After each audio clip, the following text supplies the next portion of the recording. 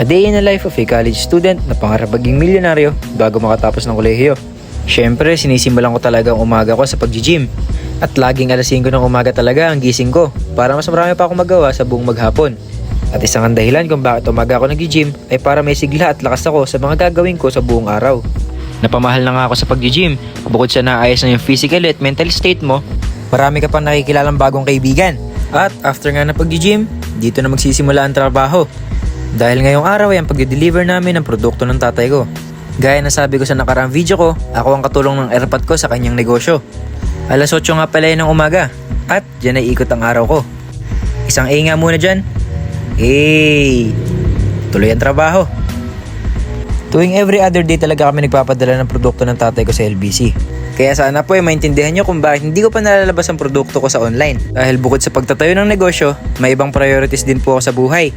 Hindi naman po ako nagmamadaling yumaman. Ang sa akin lang ay makatapos ako ng pag-aaral habang gumagawa ng paraan para matupad ko yung pangarap kong maging milyonaryo. Ganto nga ho karami yung di-deliver namin sa LBC ngayong araw. Kaya matindi-tinding laban to. Pero bago yan, kumain muna po ako dahil hindi ako nakapagluto kaninang umaga. Ayan, pinirito ko lang yung ulam kong chicken breast. Siyempre, niluto ko lang siya hanggang mag golden brown. At nung luto na nga, hinango ko na para makakain na ako. Kumuha na nga rin ako ng itlog na niluto nila dahil medyo tanghali na at wala pa ako na i-intake na protein. Sa mga di nakakaalam, gusto ko rin po ang manghang. Diyan nga, meron na tayong chili sauce at maglalagay pa po ako ng chili oil. Sinasabaw ko siya sa kanin dahil ang sarap niya, sobra. Ayan o, kitang-kita nyo naman. Tara na, chibuga na. Binibilisan ko lang po talaga yung pagkain para matuloy ko na kagad yung ginagawa ko sa labas at para maaga kaming matapos. At ayan nga, dito sa part na to, katulong ko na yung tatay ko. Pag ganito nga talaga karami yung orders, buong araw talaga kaming gumagawa. Kaya gamit na gamit talaga sa negosyo ng tatay ko yung endurance at lakas na nakukuha ko sa pag-gym at pagtakbo. Hindi ako mabilis mapagod. At after nga nyan ay binalot na ng bubble wrap para naman ma-deliver na namin sa LBC. Kaya nga pala ang gamit naming sasakyan sa pag-deliver, ang munti naming sasakyan na si Wiggy. Dito makikita nyo na punong-puno si Wiggy hanggang harap. Kaya no choice ako, maglalakad ako papunta ng LBC.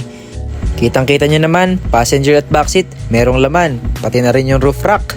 Syempre, bago kami pumunta, naligo muna ako dahil kaninang umaga pa ako pawis na pawis. Para naman mabango pa rin tayo pag pumunta tayo ng LBC. After nyan, pumunta na ako. Dala ko na rin pala yung mga papel para masimula na yung pag-i-encode ng mga pangalan. Hihintayin ko na lang rin pala yung tatay ko sa LBC. Eto na nga, nasa LBC na tayo. Walang katao-tao. At binigay ko na nga rin pala yung papel kay ma'am para masimulan na. Ilang minuto lang, dumating na si daddy. Mag-aalas 3 na nga rin pala nung nakapunta kami ng LBC. At ayan, tumulong na kami sa pagtatape para mas mabilis matapos. Routine na talaga namin yan tuwing magpapadala kami. Bukod sa makakatulong to na maaga kaming matapos, gumagaan din yung trabaho ng bawat isa. Sa tagal na namin nagpapadala, sanay na kami sa ganito. Kung tutuusin, pwede na nga akong mag-apply sa LBC eh. Inabot na nga rin pala kami na alas 5 sa pagtitape at pagdidikit ng pangalan. At ayan nga, pinipicture na yung daddy isa-isa. Tapos na kami, anong oras na? 5:30 in the afternoon. So nagsimula kami ni daddy, anong oras na? Nagsimula ako magbalot dun, alas 9. Tapos kami alas 5:30. So makikit 9, 10, 11, 12, 1, 2, 3, 4, 8 hours. 8 hours kami nagtrabaho. Okay, it's lang. Siyempre, after ng pagde-deliver, kakain kami sa labas ng tatay ko. After 8 hours na pagtatrabaho, deserve namin kumain sa labas. Banding na rin namin mag-airpot. Dito nga pala kami kakain sa Walter Mart Malolos, sa KFC. Di ba itong pangit pa di?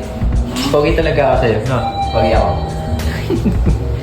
Ano ako sa'yo eh? Yun nga pala yung tatay kong hindi masyadong gwapo, pero pwede na. Diyan ka nga. Ito yun. Wala ka dyan yung makita dyan. So hanggang dito na lang guys. Bye bye. See you.